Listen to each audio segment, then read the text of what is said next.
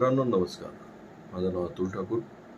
Life catalyst private लिमिटेडतर्फे आम्ही असंख्य ट्रेनिंग प्रोग्राम्स, वर्कशॉप्स घेत असतो, जे लघु आणि मध्यम उद्योजक आणि व्यापाऱ्यांसाठी आहेत आणि त्यांच्या कुटुंबियांसाठी आहेत. त्यामध्ये मागच्या 20 वर्षामध्ये आमचे जे काही ट्रेनिंगमधून आलेले अनुभव आहेत, ते मी तुमच्याशी शेअर करत असतो. मित्रांनो, आपल्या पूर्वजांनी किंवा आपल्यासाठी जो काही आपल्या वाडवडिलांनी गोष्टी रूपाचा जो एक खजिना निर्माण करून ठेवला आहे ना, तो आपल्याला आत्ताच्या आयुष्यात पण जोडता आला तर फार मजा येते. साध्या साध्या गोष्टी असतात, पण त्यामध्ये खूप चांगल्या ज्याला असं म्हणूया प्रबोधन होऊ शकतं. ज्यावेळेस आम्ही उद्योजकांशी डील करत असतो, त्यावेळेस बऱ्याच जणांचं एक त्यांचा एक कॉमन इश्यू असतो किंवा कॉमन प्रॉब्लेम असतात. ते सांगतात की आम्हाला असं एन्करेजमेंट मिळत नाही लोकांकडून, आजूबाजूच्या लोकांकडून किंवा घरातल्या लोकांकडून, पण ती एन्करेजमेंट मिळत नाही, कारण त्यांच्यात ते पेशन्स नसतात.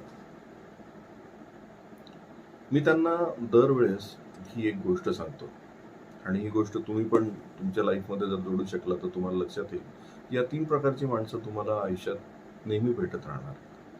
त्यांनी इम्पॅक्ट व्हायचं की तुम्हाला जे पाहिजे ते करायचं, ते तुम्हाला ठरवावं लागेल.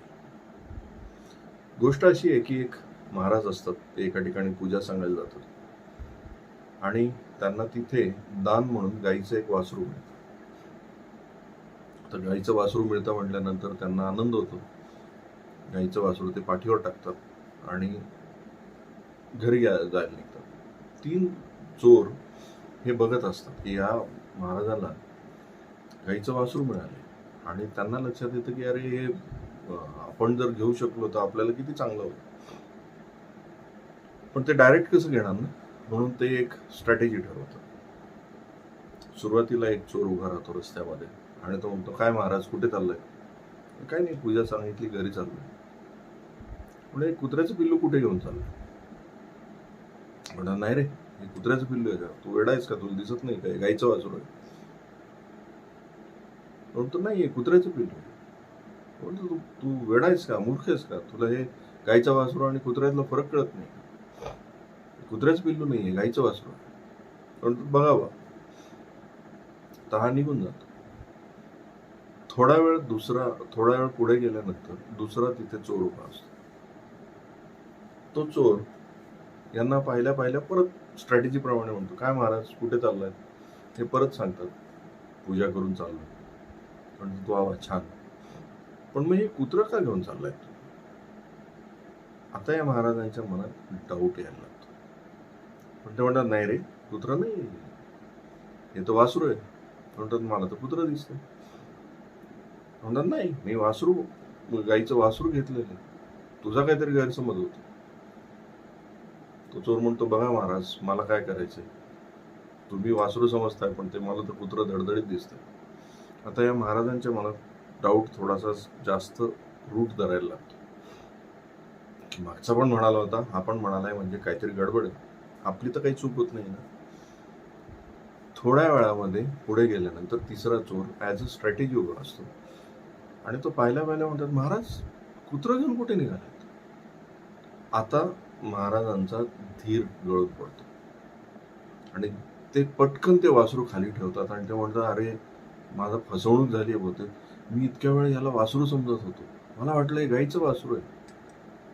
घेऊन जा तुला पाहिजे असलं कुत्र्याचं पिल्लू.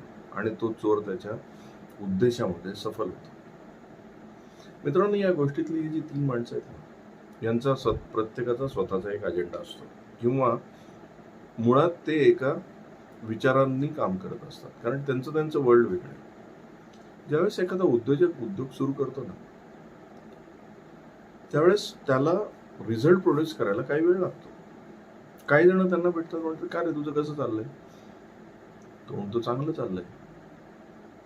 तर पण दिसत तर काही नाहीये अजून, कारण नोकरी जो करणारा असतो त्यांनी पटकन गाडी घेतलेली असते, त्यांनी पटकन काहीतरी कर्ज बिर्ज घेऊन त्याचे घरामध्ये वस्तू दिसायला लागतात. तर म्हणतात तसं तर काही तुझं अजून डेव्हलप झालेलं दिसत नाही. तो म्हणतो नाही नाही, व्यवसाय असाच असतो, थोडासा वेळ लागतो, काही दिवस लागतात. काही दिवसानंतर परत काही मित्र भेटतात किंवा काही कोणीतरी नातेवाईक भेटतात. ते म्हणतात का रे कसं चाललंय? मस्त चाललंय, दिसत तर नाहीये.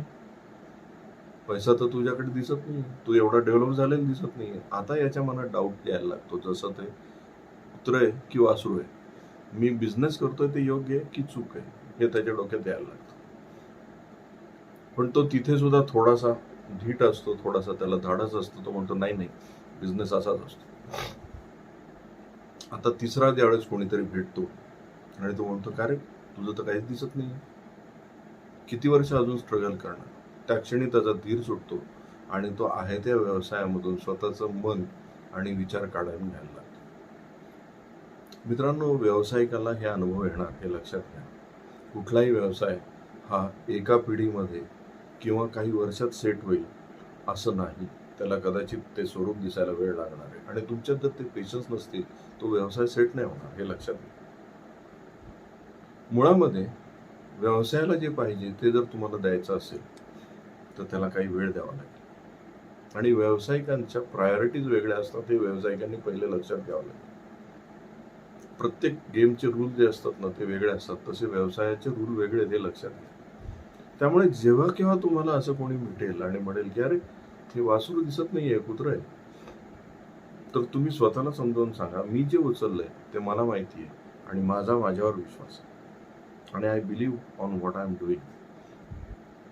कदाचित काही जण तुम्हाला तुमच्या पुढे जाताना दिसतील, पण एक लक्षात घ्या, तुम्ही पिढ्यानपिढ्या चालणारा एक उद्योग निर्माण करताय, तुमच्या स्वतःपुरताच नाही. त्यामुळे माझं तुम्हाला या व्हिडिओद्वारे एकच विनंती आहे की जे स्वतः करता त्याच्यावर विश्वास ठेवा. तुम्ही उचलून घेतलंय तेव्हा आईचं वासरू आहे, कुत्रं नाही, हे तुम्ही लक्षात घ्यायचं. मगच तुम्हाला यश मिळेल. अन्यथा तुम्ही तुमचाच व्यवसाय जो उचलून घेतलेला आहे खाली ठेवा आणि म्हणाल तुम्ही सांगता तेच बरोबर होतं. मित्रांनो, आज आपण इथे थांबूया. हा व्हिडिओ आवडला असेल तर याला लाईक करा, शेअर करा. चॅनलला अजून सबस्क्राईब केलं नसेल तर सबस्क्राईब करा आणि पूर्वीचे पण व्हिडिओ तुम्हाला जर कोणाला फॉरवर्ड करायचे असेल तर जरूर करत राहा. नमस्कार.